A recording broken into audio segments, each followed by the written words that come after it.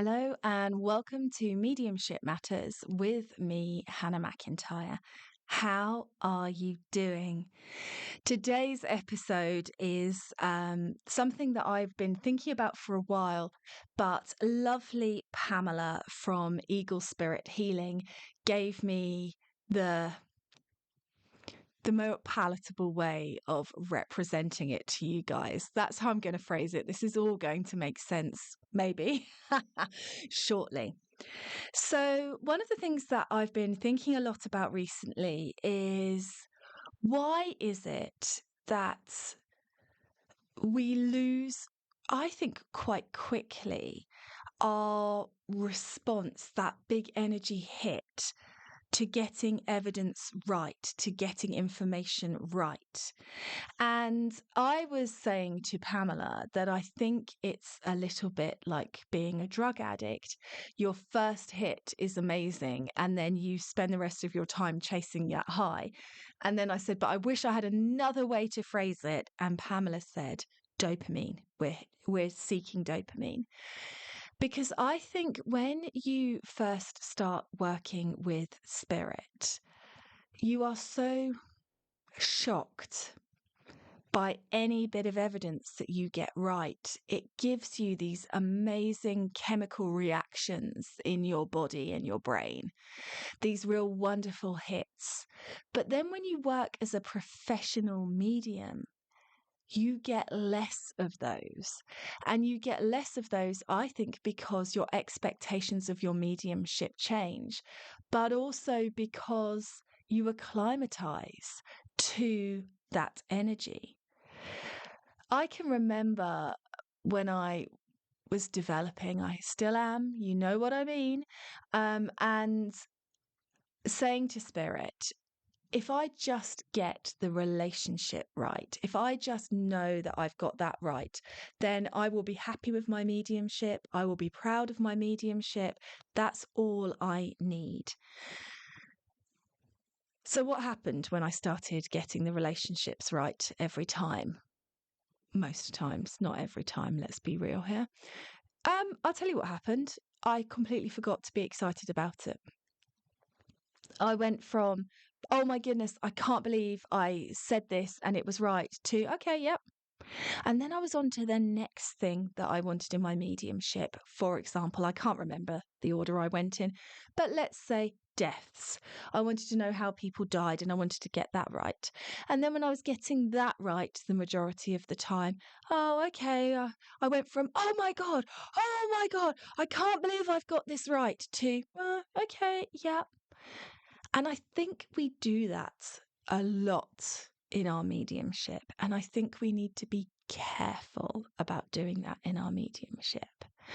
And it's a fine line because, of course, mediumship is not about our egos and stoking and stroking our egos. But mediumship is a hard and difficult job. It is relentless. And because it's hard and difficult and relentless, you need those little sparks to keep you going.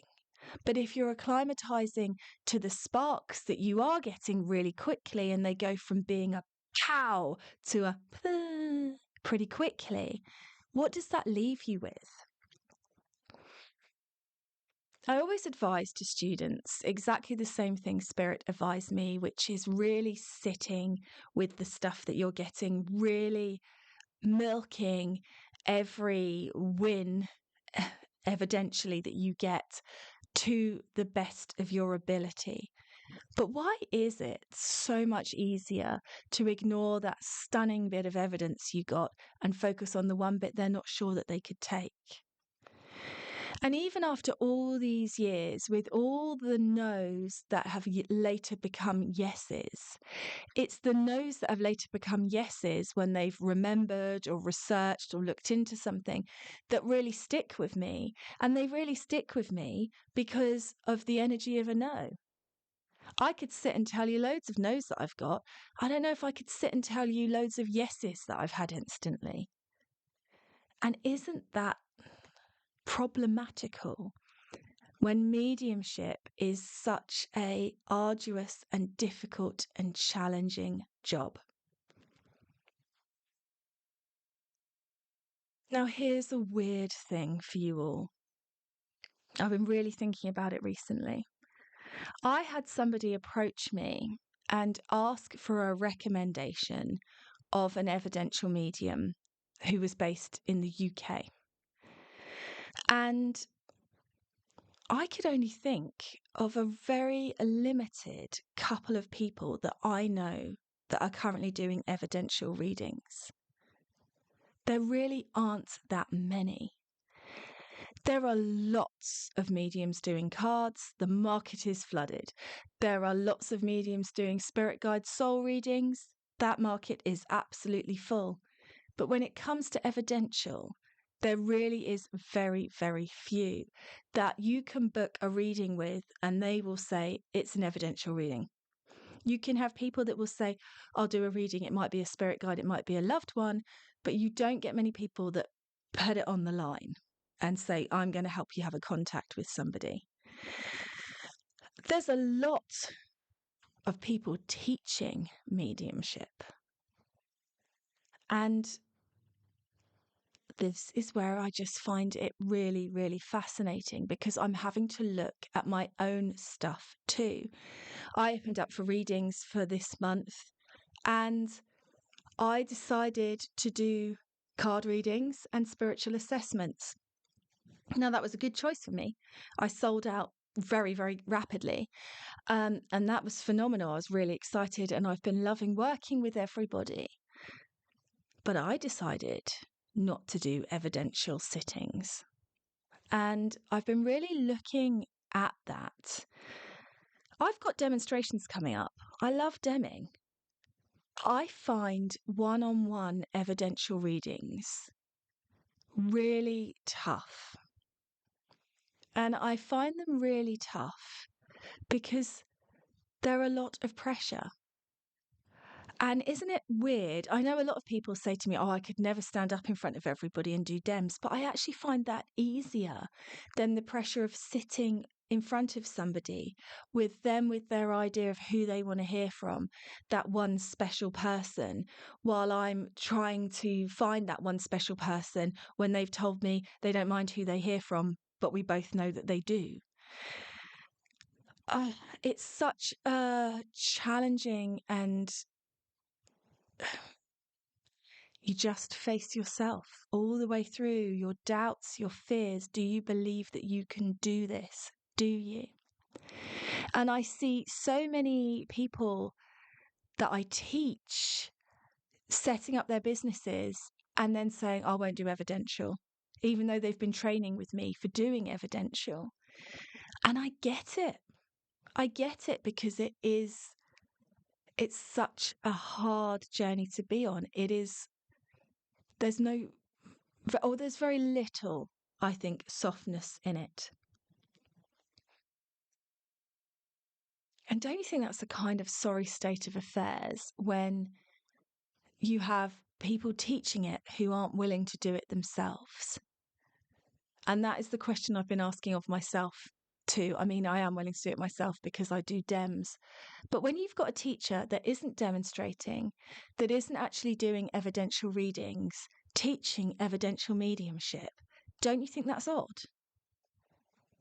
Is this industry going to end up like life coaching, where you just get coaches training other people to be coaches and they never actually have any clients? They just coach the next level of coaches and we end up with a pyramid scheme of life coaches. Is this what we're going to have with mediumship? Just people learning how to do evidential mediumship, doing it for a little while, realizing it doesn't really, for the best part, get easier, and then deciding to teach it rather than do it. And is that what I've done? Maybe. It's fun to sit with and think about. And I think part of this is because there isn't an honest conversation about this kind of thing. There isn't. When I first started doing mediumship, and I was getting things wrong, and I was getting no's, and I was getting spirits that people couldn't take. Wherever I looked out there in the spiritual world was just people saying, I never get it wrong. I'm perfect. It's great. I'm so good. And I looked around and thought, oh my God, it's just me. Maybe this is spirit telling me they don't want me on the team.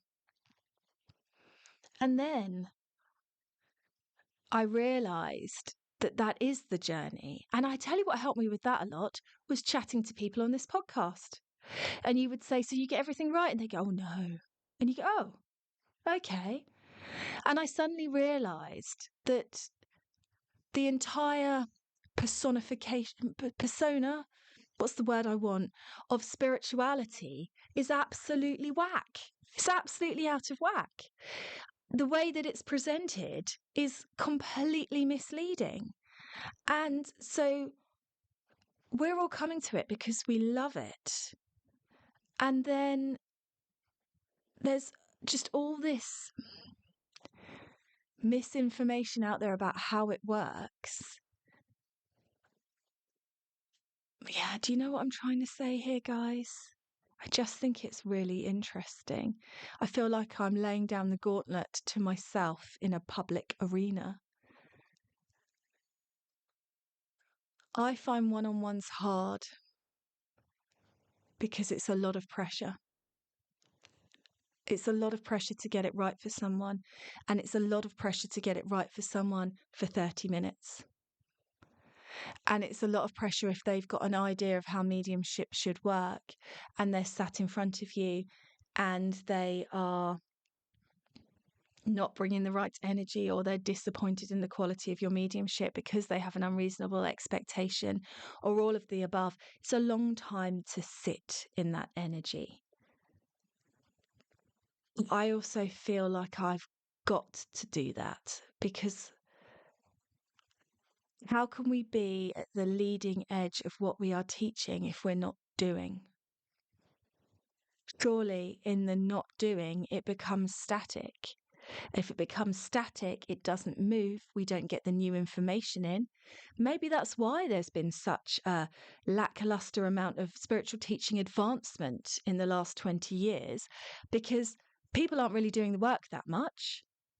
And then if they're not doing the work that much, they're not advancing. If you're only doing 2 DEMs a year, are you growing and learning with spirit, or are you, you know, not really getting into the down and dirty of the advancement and the understanding and the unfoldment because you're not really doing the work that much?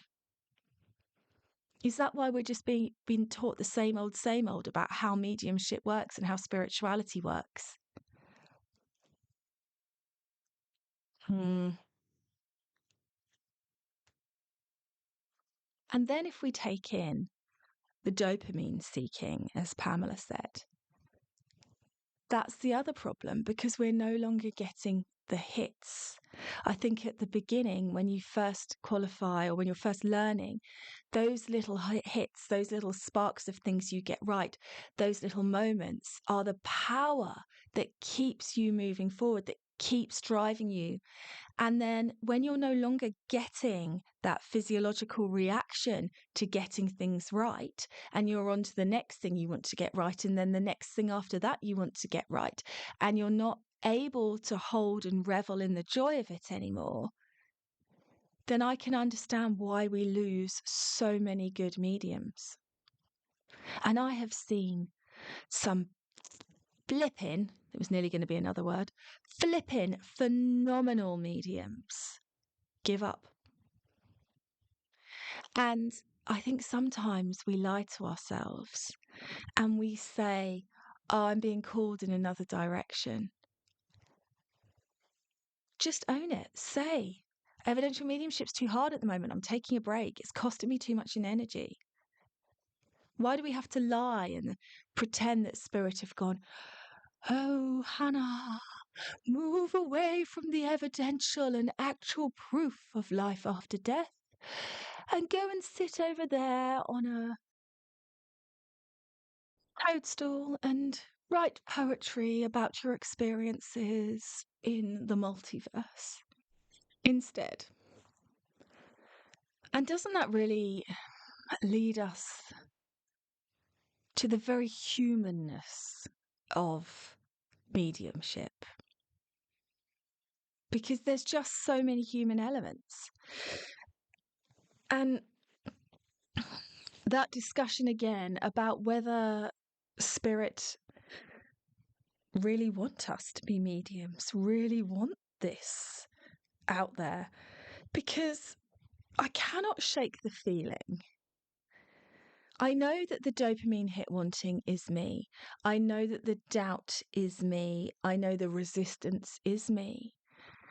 But then I also know that every now and again, I will get a real humdinger of a client that makes me want to quickly assimilate myself into the spirit world because it's so painful and so difficult.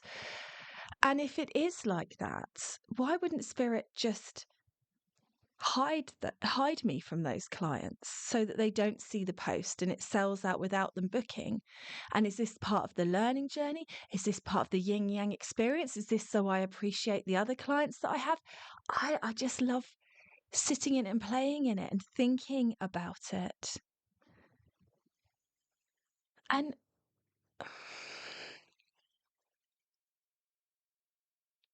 this is the problem. I have had countless emails from people telling me how much my readings meant to them. Countless messages. I've got great reviews. I've got my ego should have been fed enough. But because of the very lack of tangibility and things to hold on to in mediumship, all of that feels very transient. Maybe I need to print them all out and put them in a scrapbook and force myself to look at it every day. But I know I wouldn't. I'd put it to one side and ignore it. And if I did look through it, I'd tell myself, well, that one was a lucky guess. And did you really do it that time? And are you actually really doing this to the best of your ability? And actually, everybody hates you. And that is the fascinating thing, I think, about all of this. The reason why I've recorded this is because I really am worried about the number of people learning to be mediums, but the actual lack of people doing mediumship. And by mediumship, I mean evidential mediumship. There's plenty of people doing cards and stuff. And I think that that is partly because we're not talking about how it really is. And so they've got false expectations. And I do think this is like coaching, where they say, oh my God, I've changed my life and got a 6-figure business with my coaching. And you can change your life and have a 6-figure business too. But it is just selling the same thing. If you say, oh my God, I'm a medium and I love it, and you can be a medium too, it's nothing but good stuff. Number one, if you're not actually being a medium, you're just a mediumship teacher. That's weird. Where's your mediumship gone? And number two, don't tell me you love it so much all the time. Don't only tell me your highlights. Be real, be honest. Tell me your struggles. I had so many teachers only tell me their best bits that made them sound superhuman. But actually, all that did was double me down in my doubt. Because if they could do that as a standard, then why couldn't I?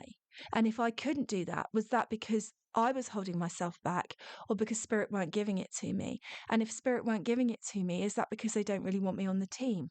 And so on and so forth and so on and so forth. And then it stops you from doing the job. So the reason why I'm recording this is because if you are working as an evidential medium or you've stopped, you're allowed to take a break. I've just had a massive break. Don't get me wrong, but you're not doing anything wrong that it's been so hard and painful. It is a hard and painful job. I remember my husband saying to me, why are you even doing this? Like, it's so painful. What's the point?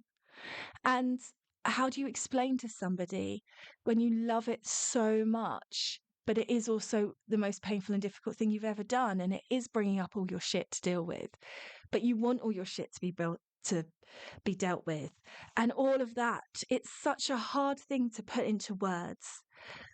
So please, whatever you do, take a break. If you're tired, take a break, but don't stop.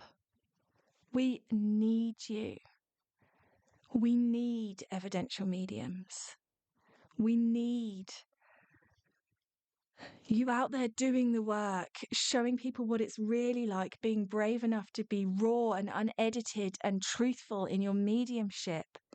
We need, as part of this crumbling, a whole new brave mediums standing up and saying, you know what, sometimes it is difficult. Sometimes I am disappointed I can't do better.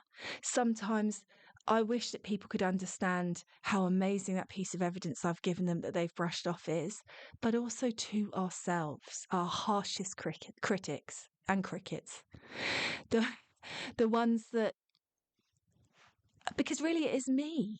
It's all me. It's my doubt. It's my imposter syndrome. It's me holding myself back. It's me keeping myself small. And that's really ironic if you think about the fact that most people that do this work, who then leave it, end up being someone like a coach or something like that, where they're telling people they're going to live their best life when they've actually shrunk themselves small. I understand it's not a path for everybody, but I think it could be a path for more people if we were honest about how it really works and the cost to ourselves and the work we have to do on ourselves to make it happen. Let me know what you think. Is this podcast just the musings of somebody on the brink of insanity? Perhaps. Or are these things that need to be said? How do you feel? If you're out there and you were working as an evidential medium and now you've stopped, message me. Why is that? Tell me what's going on. I want to know. I want to know what's going on with you. As always, guys, thanks for listening, and I will catch up with you again soon.